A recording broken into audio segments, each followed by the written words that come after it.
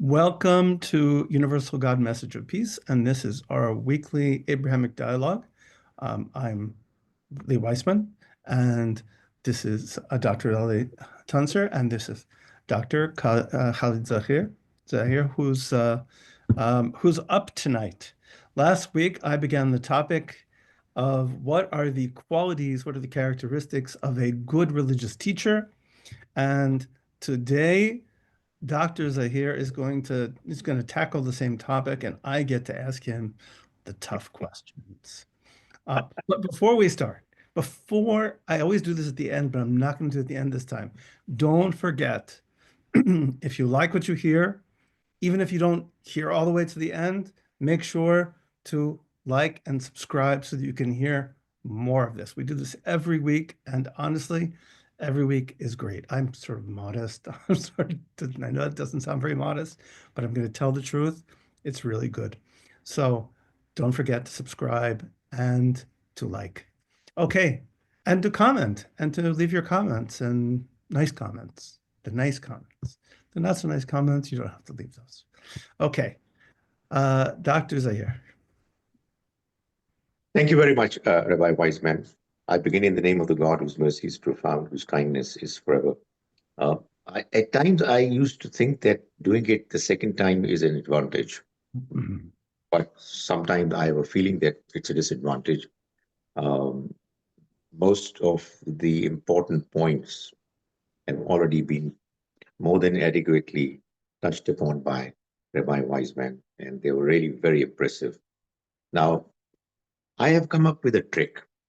I cannot outperform what he did last week in quality. So I'm just trying to make an attempt to outdo him in number. So I've come up with 10, 10 different points, which I think should be there uh, in a religious leader, a religious teacher. And if you find that some of those points are actually uh, repeating, they're repetitive, well, it's because of that bad intention. The motivation was not really good. I think I only So had five, so that means you're 100% ahead of me. that's right. Okay. The first, it's not mentioned in necessarily an order of descending order of significance. Uh, they're all important in my opinion. The first point I would like to mention is that a religious teacher should be keen and motivated in his field. I say this because there are some people, well, there are many that I find in my tradition who have gone into this, call it career, not by choice. And when you are there without you being personally motivated and keen, you don't do a great job. Uh, or simply because it's not coming from inside. So that's my first point, that whoever um, is a religious teacher or aspires to be a religious teacher, he really should be keen uh, to do the job. It's true for all careers, but probably most important for the job of being a religious teacher. If you're not motivated, it's not going to come from deep inside your heart, which is where it should come from. The second thing, and I'm sure many of the things that I'm going to mention are what uh, Rabbi Weissman has already mentioned. Uh, the second thing is that the a good religious teacher should be genuinely a seeker after truth. Uh, he should not be somebody who really has been given a few set of rules, set of teachings, which he thinks are there now for me to understand them and then put across to others. Well, uh, he should be the one who should feel that, he's looking for the truth and what he has with him right now, which he's putting across to others, is actually with the feeling motivation that it is the truth for him. And, you know, the same spirit is what he should create, inculcate in his students. That, you know, don't necessarily listen to and accept what I'm saying all the time. If you think that what I'm saying is not up to the mark or not making sense to you, uh, be a true seeker after the truth.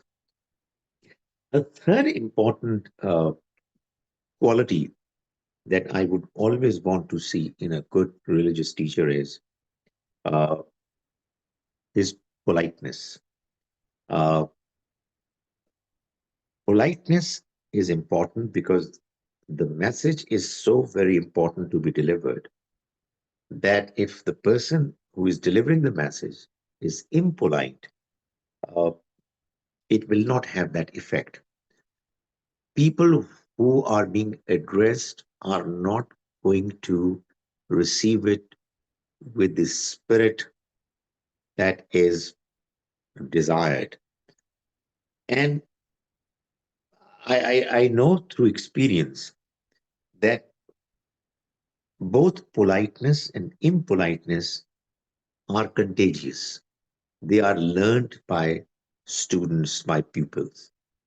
So if a teacher is polite in what he is saying, communicating, uh, his students are very likely to have the same virtue in them. So I feel that it's extremely important. The fourth point that I've mentioned is that a religious teacher should have clarity, clarity of thought and clarity of speech. Uh, there is no point in being a great religious scholar. I mean, you can be a scholar, but we're talking about a teacher. When you cannot articulate what you have in your mind and in your understanding in a way that is getting clearly across to others. So, this is a great virtue, and it's something that should always be there. It ought to be there in a religious teacher because, I mean, what is the point in mentioning a religious message which is not even uh, getting to the other people in a way that they're understanding it properly? Uh, the religious teacher, I'm sure this point, what I'm saying is a repetition of an earlier point, but so what? I have to complete my the count of 10. He should be prepared to accept and should listen carefully, therefore. That is, you know, if it's pointed out to him that what he has presented is partly or to a great extent uh, incorrect or faulty or not presented properly, he should have within him the moral courage to accept. And for that purpose, he should listen to others carefully. Uh, I know that you already know it, but I would still want to emphasize that this is not easy. You know, uh, if you are a teacher who has some reputation, and there are people who are listening to you and following you, you are bound to have within you this feeling that you are good and people like you, admire you, and therefore you don't like uh, criticism. You don't like anybody pointing out uh, that what you're saying is not correct, or the way you are putting it across is not acceptable. Uh, as much as it is difficult, I think it is also important. Uh, and there is no shortcut to it except for the fact that one should continue to practice it. And I think continue to be self-critical. Uh, it's it's difficult, but it's important, as I said. And linked with this point is the quality that a good teacher would always encourage questions. Uh, it's one thing that once when somebody asks you questions, you answer them. But it's one step further that you are actually telling your students that they must look for questions that would further clarify what is being discussed. So that I think is important, and I think uh, a good teacher, by encouraging students and appreciating, admiring good questions, should inculcate in the students this quality of asking good questions, looking for good questions. Uh, then the seventh point that I've jotted down is that honestly, I believe that this point has to do with the purpose of religion, uh, which is, I believe, to solve the puzzle of this life. So a religious teacher should always be looking to solve the puzzle and not to make it even more complicated. Quite often, religious teachers, in the manner they speak, in the contents they put across, they're making things worse uh, than what ordinarily they are in the absence of a religious message. So, it should be clear to us that uh, this life, this world has been created by the Almighty, and we are following uh, a message which we believe and claim to be from our Creator. And obviously, uh, this message is meant for clarifying to the people what the Creator had in mind when He designed this life. So that puzzle should have should get clarified, should be removed, and things should become more clear. The purpose of life and the scheme of the Almighty should become clearer. Another important thing that should be there in a religious teacher, which I'm sure is not possible for every individual to have, even every scholar cannot have this quality. But I think it's very important for a good religious teacher that he should be able to engage the students.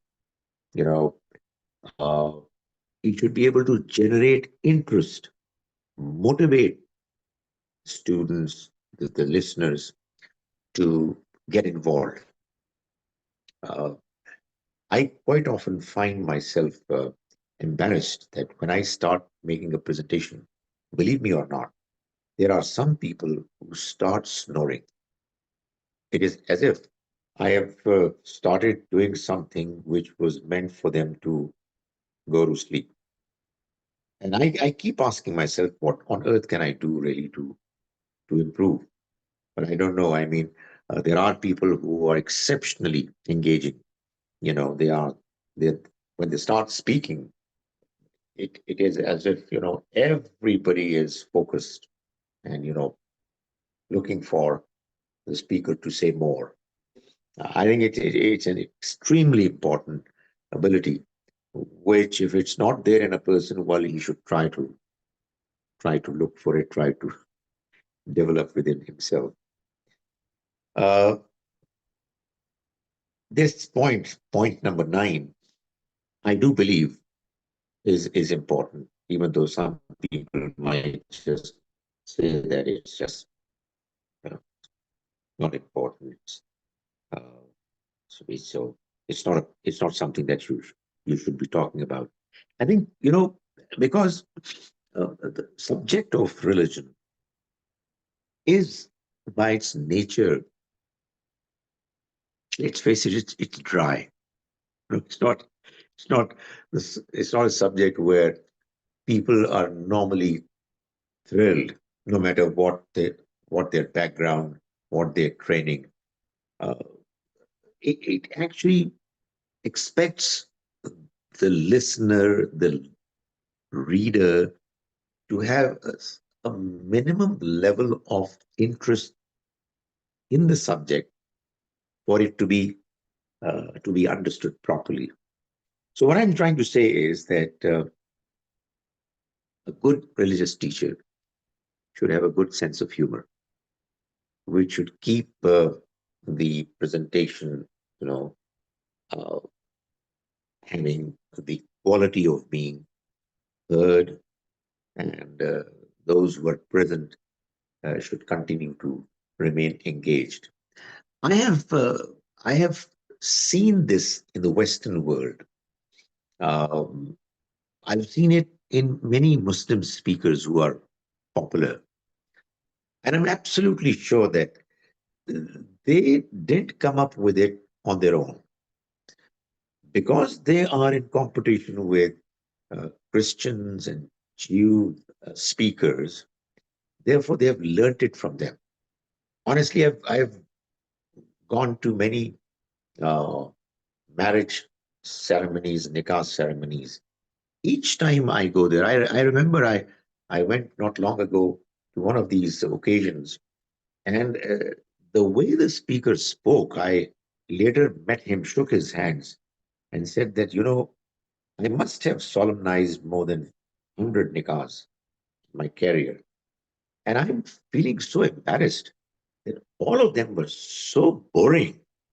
Now that I've listened to what you've done, uh, I I don't know how to do it, because I'd always felt that this is an occasion where probably you should say a few things, of a few advices should be given. Something should be mentioned that would enable uh, the the couple in the making and others to think about. But my goodness, there's so much of humor now involved in many of these presentations that cause people to be fully engaged, uh, which is not a bad idea, except for the fact that it should be in the right proportion. It should not dominate the presentation.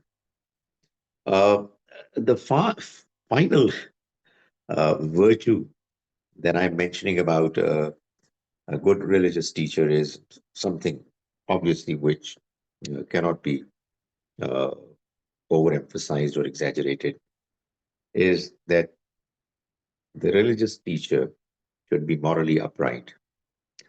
Uh, Unfortunately, sometimes it so happens, because let's face it, a religious teacher, by the nature of his job, has influence and control over his her students, probably more than any other person can have. uh, the students, they not only admire their religious teachers, they are in awe of them. They are kind of sacred for them. The reverence that is attached to this job uh, makes some people, at least, get carried away.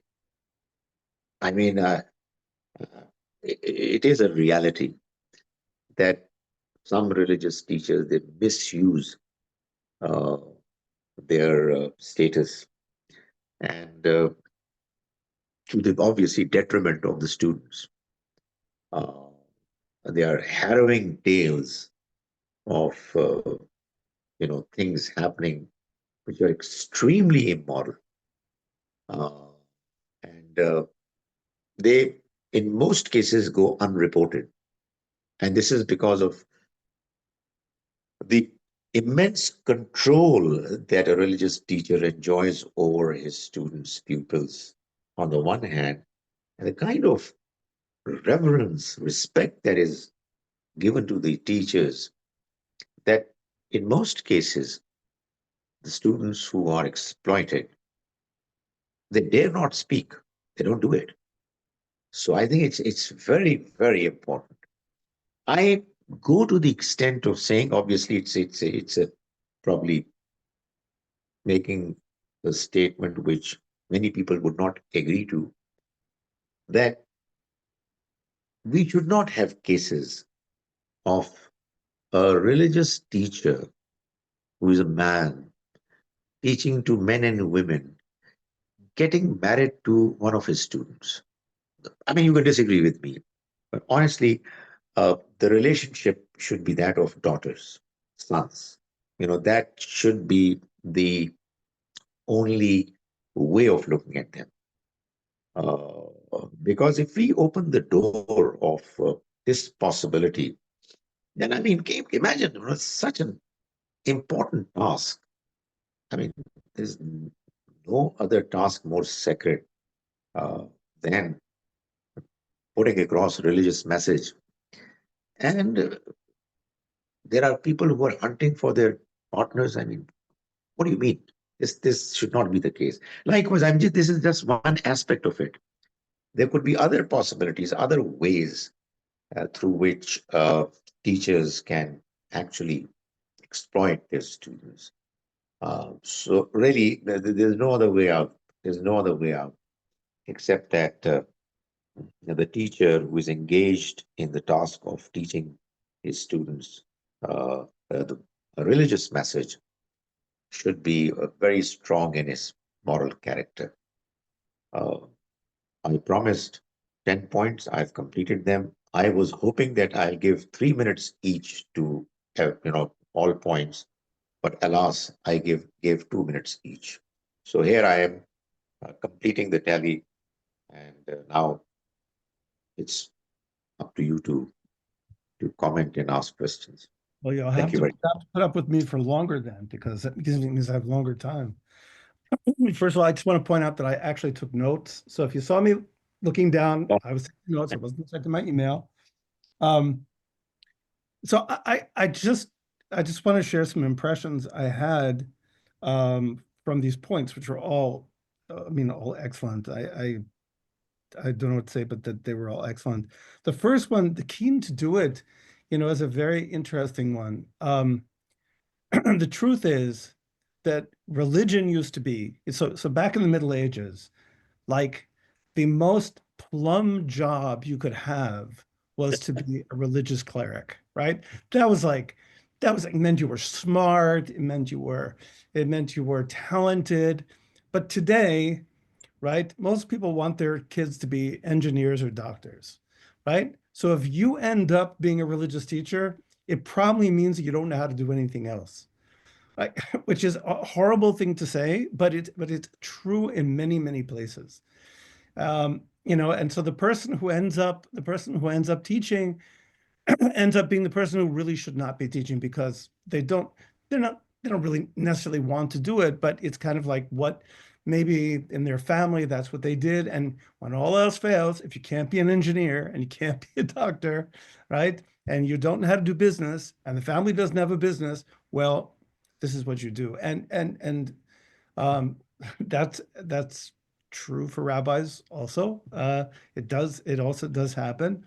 And it's a tragedy. It's a tragedy when it does, because of course people respond to your enthusiasm, people respond to your interest, and that makes a lot of sense. Being a seeker after truth, I would add to be a seeker after truth, but not but not necessarily a holder of truth. I think sometimes there are some people who feel like I have the truth and nobody else has it. And here I'm handing this to you. And now you go out and you tell everybody that you have the truth and nobody else has it. And that is a very unhealthy sign, because, at the end of the day, we are finite human beings trying to understand an infinite reality, right? An infinite God. And so we are never going to have the whole truth. So we have to be prepared for that and be a little humble and say, this is the truth as I understand it right now, given who I am, given my skills, given my background, given how I understand the world. This is what I think I know, and I'm telling you. And now, you do with it. You ask questions, right? You raise questions of your own, and the politeness, absolutely. All it takes is for a person to say, "So do you understand, you idiot?" Like, and all it takes is one word, right? It takes one word, and you completely ruin not only the student, not only that student, but all the students around, because now they have the sense, aha, this is how we talk to people. This is how a teacher talks to people. And you're right, it's very contagious. And you see, it's amazing how you can see a person, and I can see a rabbi speak, and I can say, I know who his teacher is. I can tell who his teacher is by the way that he talks, right? And really in the way that he speaks to people, and um, and that politeness and that grace is very, very, very important, because you're really at that moment you're really representing you're really representing the tradition. If you're teaching Quran, you're representing Quran, and so you your job is not to, as you said last time. I thought it was beautiful, and it stuck with me, and I've been thinking about it all week. Is not to mimic what you think the tone of the Quran is, right? Because you cannot speak from a God's eye perspective. That's not for you to speak like that, right? But for you to be able to understand it from a human perspective, and with respect and with patience and all the good things. So that made perfect sense to me. Clarity, the ability to simplify. I know so many people who are so brilliant, right? But the highest level of brilliance is to take a complicated concept and to make it simple. The more somebody knows, the more they can make something simple. The less somebody knows, the more complicated it's going to come out. And so I That's think that clarity, and it's not easy because sometimes things are very complicated, but the extent to which you can be clear, and extent to which you can simplify, and to package things in a way that people can understand it, it makes perfect sense. Accepting and listening, absolutely. We talked about that last week, but I think that's really important. Encouraging questions. Encouraging questions. I'll teach a very simple trick. This is for all you teachers out there. Okay, you ready? Okay. So a student starts to speak. Okay. They make a point. Now, you can say, if you say to them anything else, they will stop talking. If you say, so what else is there? They'll keep talking, right? Very, very simple. You can end the conversation, or you can open up the conversation with one little sentence, one tiny sentence. Anything else? That's it. They shut down, right? What else? Right? They're going to keep talking.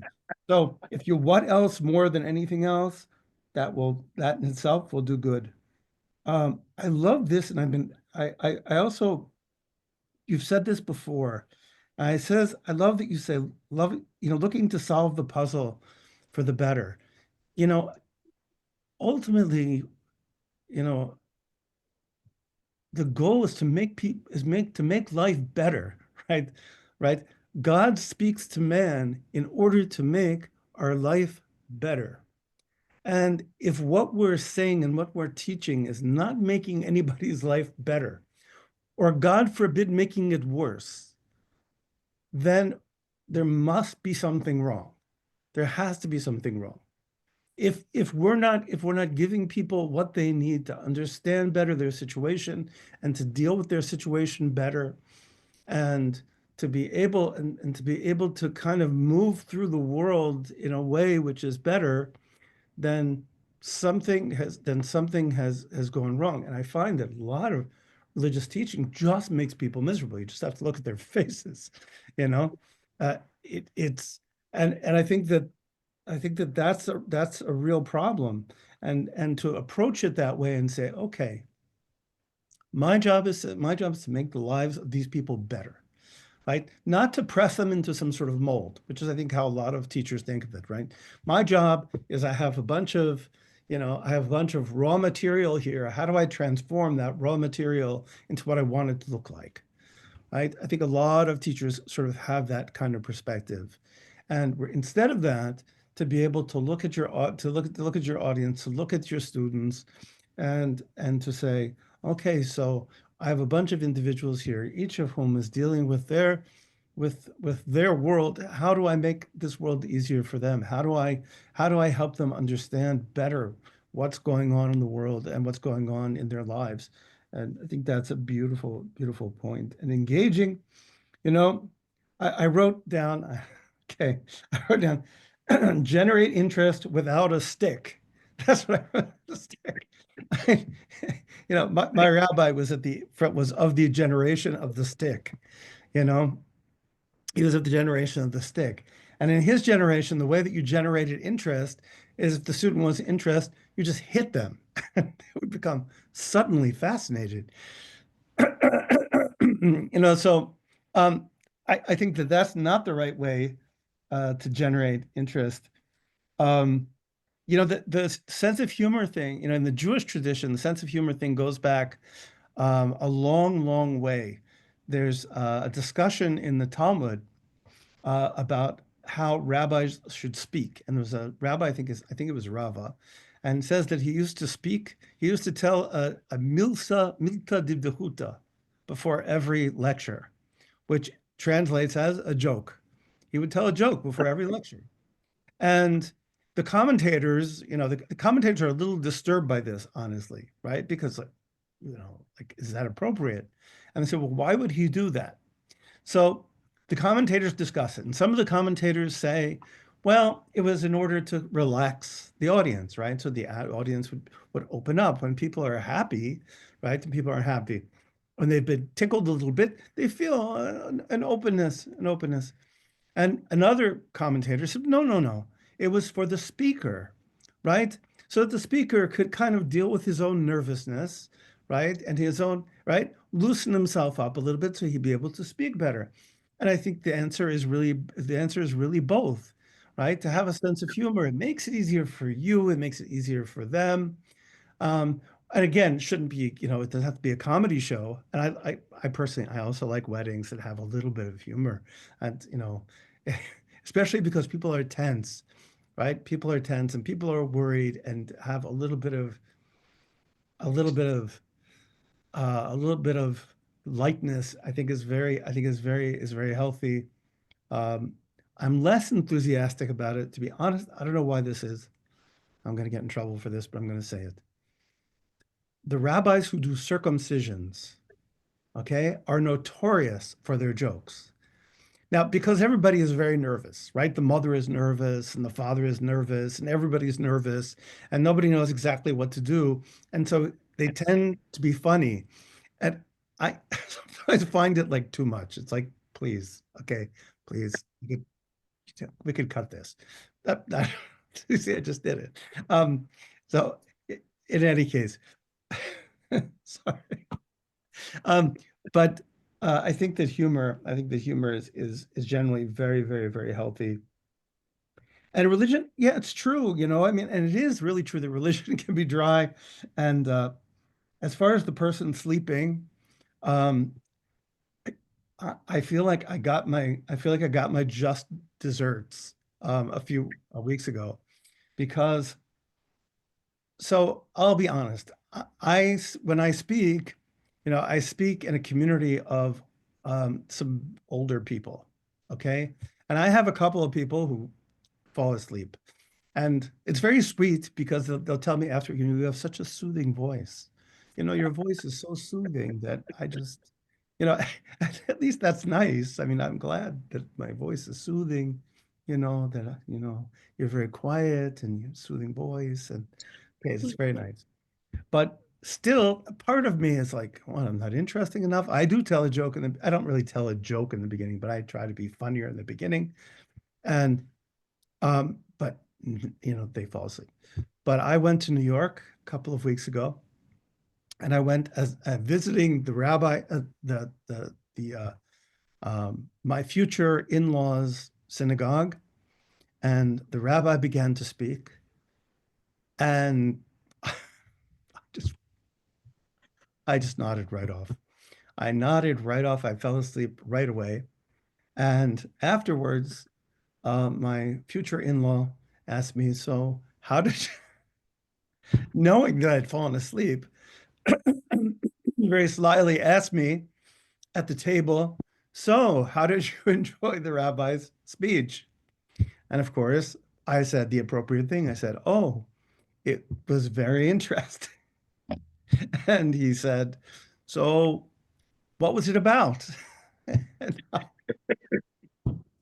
And I said, he has a very soothing voice. He has a very, very soothing voice. And I think I kind of fell asleep. And the truth is, I sort of like had heard enough to kind of piece together a, a bizarre version of what he had said. What I came up with was bizarre because I woke up for 2 seconds, woke up for 2 seconds, woke up for 2 seconds. So I have been properly punished for thinking bad of people who sleep during my talks. But yes, with a little sense of humor is much better than a stick for keeping people awake. And the last point I can't emphasize too much, right? The abuse that people can do. And it could be financial abuse, it could be sexual abuse, it can be abuse of power. There's so many ways that people can abuse that position, and it's toxic, especially because I can't. It's a okay. I don't mean this in any kind of blasphemous way, um, but it's in the mind of that person you represent God. Okay, and I'm not saying you should. I'm not saying you should, and I think it's and I wish and I wish that I hope that I never do. I hope that I never do. But that is the way it works. That is the way it works. I once somebody once I used to teach in a Jewish school, and I taught Torah studies. And somebody asked me if I ever flunked a student. Okay, did I ever get an F to a student? I said absolutely not. And they said, why?